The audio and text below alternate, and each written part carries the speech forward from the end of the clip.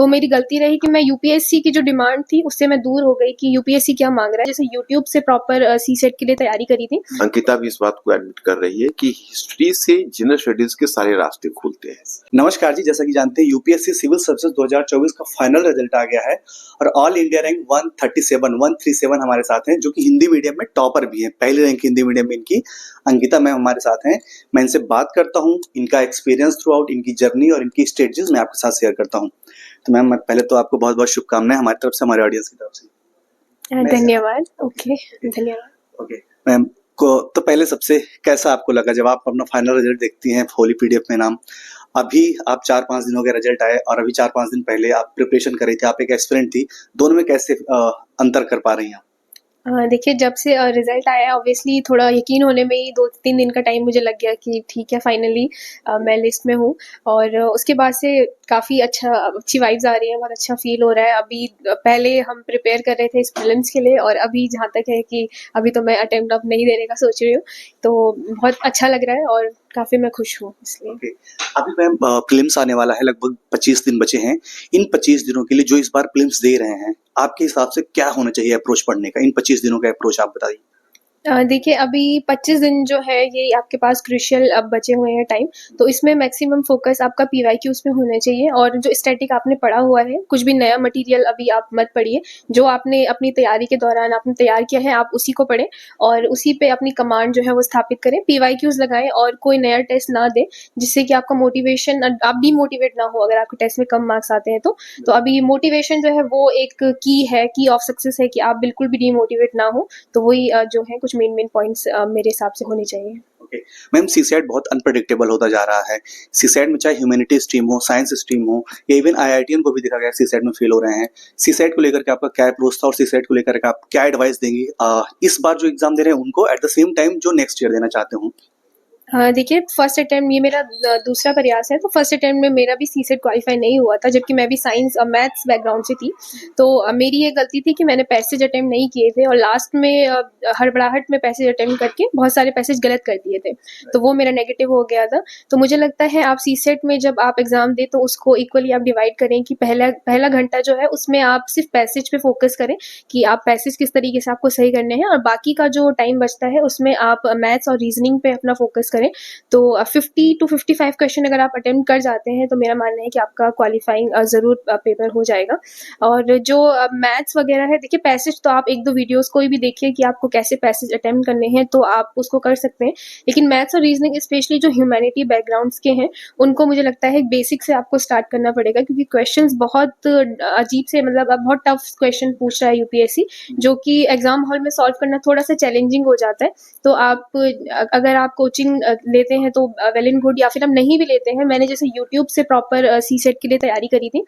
एक सब्जेक्ट का नाम जैसे कि नंबर सिस्टम आपको पढ़ना है तो आप यूट्यूब पे डालिए नंबर सिस्टम यूपीएससी, तो अलग अलग आप कोचिंग के या फिर जो इंडिविजुअली भी लोगों ने पढ़ाया रहता है तो आप उसको कर सकते हैं। खुद से पीवाईक्यू लगाइए और प्रैक्टिस क्वेश्चन कीजिए। आप चैट जीपीटी की भी इसमें हेल्प ले सकते हैं। तो यही सब मैंने किया था अपने सीसेट के लिए। ओके जो मैम अभी प्रिपरेशन करना चाहता है, अभी इस बार तो मान लीजिए नहीं, 2026 में देना चाहता है, उनके लिए आपका क्या एडवाइस होगा? आपने कोचिंग ली, कोचिंग कहाँ से ली, कोचिंग आपको कितना हेल्प की, इन सब के बारे में बताइए। जो 2026 या 27 में देना चाहता है, गांव में कहीं बैठ के दूर दराज ये वीडियो देख रहा है, उनको आपका सजेशन और आप अपनी स्ट्रेटजी बताइए। अगर आपने शुरुआत कैसे की, कोचिंग कहाँ से ली, कैसे की, इनके बारे में। देखिए, मेरा जीएस के लिए मेरा कोचिंग नहीं था। ऑप्शनल के लिए मैंने मणिकांत सर से पढ़ा है, लेकिन जीएस के लिए मैंने नॉर्मल यूट्यूब से देखना स्टार्ट किया था। हालांकि यूट्यूब में आप वो इतना अच्छे से नहीं रहता, लेकिन एक बेसिक चीज़ें आप यूट्यूब से कवर कर सकते हैं। उसके बाद मैंने, जब मेरा प्रीलिम्स नज़दीक था तो प्री के टाइम पे मैंने मेंटोरशिप लिया था और मेंस के टाइम पे भी मेरा मेंटोरशिप ही था, बाकी कोचिंग ऐसा नहीं था। तो यही सब रहा। आपका ऑप्शनल सब्जेक्ट क्या था मैम? हिस्ट्री मेरा ऑप्शनल है। मणिकांत सर से आप पढ़ी? यस। कितनी बड़ी भूमिका मानती हैं प्रिपरेशन में ऑप्शनल, क्योंकि बहुत बड़ा रोल प्ले करता है ऑप्शनल, इथिक्स और जीएस का जो चौथा पेपर है इथिक्स और एसए, ये मतलब तीनों चीज ये होता है आप जहां मार्क्स गेन कर सकते हैं, लगभग टोटल 1000 नंबर्स के होते हैं। कितनी बड़ी भूमिका मांगती हैं आप, ये आपके सिलेक्शन में कहां तक निभाती है और आपकी क्या प्लानिंग थी, क्या स्ट्रेटजीज थी इन तीनों पे अगर हम बात करें तो? देखिए ऑप्शनल की भूमिका मेरे सिलेक्शन में एक बहुत इम्पोर्टेंट रही, क्योंकि मेरे 287 मार्क्स ऑप्शनल में हैं, जो कि काफ़ी अच्छे खासे मार्क्स मुझे लगता है। और अगर थोड़ा पेपर वन मेरा ब्लेंडर हो गया था, अदरवाइज 300 मार्क्स ऑब्वियसली मेरे आ जाते उसमें, अगर मैं कुछ गलतियाँ वहाँ पे नहीं करती। तो ऑप्शनल एक बहुत इंपॉर्टेंट होता है। और मेरा हिस्ट्री ऑप्शनल मैंने इसलिए चूज़ किया था क्योंकि मेरा हिस्ट्री काफ़ी वीक था, और मुझे लग रहा था कि जब तक मैं हिस्ट्री को डीपली स्टडी नहीं करूँगी तो हो नहीं पाएगा। तो इसलिए मैंने मणिकांत सर से ऑप्शनल की कोचिंग वगैरह करी। तो और इसके अलावा जो एथिक्स का पेपर है, देखिए एथिक्स का पेपर बहुत अप्लाइड एथिक्स यूपीएससी पूछता है। तो आप जितने एग्जाम्पल्स हो सकते हैं या फिर जो पीवाईक्यू यूपीएससी जो पूछता है उन पे आप कमांड कीजिए। अपने जो रिसेंट में चल रहा है, जैसे भी वॉर्स चल रही थी, तो इस बार जो पेपर था उसमें वॉर्स पे 1-2 क्वेश्चन यूपीएससी ने पूछे हुए थे। तो जो करंट में चल रहा है उसका अप्लाइड क्या एथिक्स हो सकता है, वो एक अहम भूमिका इसमें निभाता है। पीवाईक्यू से रिलेटेड जब मैं पीवाईक्यू में देख रही थी कि ठीक है ये कुछ अलग है, तो मैं उसका ही स्टिकी नोट्स पे लिख के, और यहाँ पे क्या हो सकता है मैं अपने नोट्स में चिपका देती थी। इसके साथ ही चैट जीपीटी, जैसे कोई क्वेश्चन आता है और मुझे नहीं आ रहा है कि क्या पूछ रहा है, तो मैं क्वेश्चन को कॉपी पेस्ट करके चैट जीपीटी पे डालती थी। तो चैट जीपीटी उसके अलग अलग डायमेंशंस मुझे देता था कि ओके इसको आप इस तरीके से सोच सकते हैं। तो इसमें नोट्स और प्लस जो मेरी खुद की थोड़ी सी मेहनत थी और चैट जीपीटी का एक अहम इसमें योगदान रहा। ओके, एक दो क्वेश्चन और करेंगे, उसके बाद लास्ट पॉइंट कर देंगे। इस पूरी तैयारी में वो कौन कौन सी मिस्टेक्स हैं, कुछ कौन कौन सी गलतियां हैं जो आपको लगा कि हाँ ये मैं मुझसे हुई, जो आप आने वाले स्टूडेंट को एडवाइस देना चाहती हैं कि ये गलतियां आप मत करना अगर आपको यूपीएससी में सिलेक्शन लेना है तो? हाँ, इसमें सबसे फर्स्ट अटेम्प्ट में जो मैंने गलती करी थी, मैंने पीवाईक्यूज नहीं पढ़े थे। मैंने सिंपल जो टेस्ट होता है बस मैं वही करा, और पीवाईक्यूज पे बिल्कुल फोकस नहीं करा। तो मेरी गलती रही कि मैं यूपीएससी की जो डिमांड थी उससे मैं दूर हो गई कि यूपीएससी क्या मांग रहा है। तो पीवाईक्यूज पे अच्छे से फोकस कीजिए और कम रिसोर्सेज अपने रखिए, बहुत सारे रिसोर्सेज आप मत कलेक्ट कीजिए। आप चूज करते टाइम पे ही आप बेस्ट रिसोर्स चूज करें और उसी पे आप कंटिन्यू करें, बजाय कि आप हर महीने ही अपना रिसोर्स बदल रहे हैं। तो वही कि आप पीवाईक्यूज और लिमिटेड रिसोर्सेज और मल्टीपल टाइम रिविजन्स ही ये जो है की ऑफ सक्सेस है। लास्ट, डिस्ट्रैक्शन कैसे अवॉइड करें, आइदर सोशल मीडिया, फ्रेंड्स या एनी काइंड ऑफ डिस्ट्रैक्शन हो, कैसे अवॉइड करें, कैसे कंसिस्टेंट रहें और फोकस, कैसे अपना डिसिप्लिन मेंटेन करें थ्रू आउट जर्नी? देखिए जो सोशल लाइफ हमारी होती है वो मुझे लगता है हमारी पर्सनैलिटी डेवलपमेंट भी एक अहम योगदान करती है। हम बिल्कुल कटे नहीं रह सकते हैं ऑब्वियसली किसी भी चीज़ से। सोशल मीडिया मैं फेसबुक वगैरह नहीं चलाती थी और इंस्टा भी नहीं चलाती थी, लेकिन व्हाट्सअप और टेलीग्राम मैंने रखा हुआ था, क्योंकि अगर आप बिल्कुल कटे हुए रहेंगे तो आपकी ज़िंदगी आपको बहुत बोझिल लगने लगेगी। तो हाँ, ये हो सकता है कि जब आपका एग्ज़ाम बिल्कुल नज़दीक है, जैसे अब प्रीलिम्स बहुत नज़दीक है, तो इस टाइम आप थोड़ी सी डिस्ट्रैक्शंस जो है वो अवॉइड कर सकते हैं। मेरी बेस्ट फ्रेंड की एक्चुअली मेन से पहले सगाई थी, तो उस टाइम मेरे लिए बहुत धर्म संकट था कि या तो मैं अब सगाई में जाऊँ या फिर मेंस के लिए प्रिपेयर करूँ, क्योंकि मेंस में 10 दिन बचे हुए थे। तो उस टाइम मैंने वही कि मैंने अपने करियर को चूज़ किया और मैं नहीं गई सगाई में।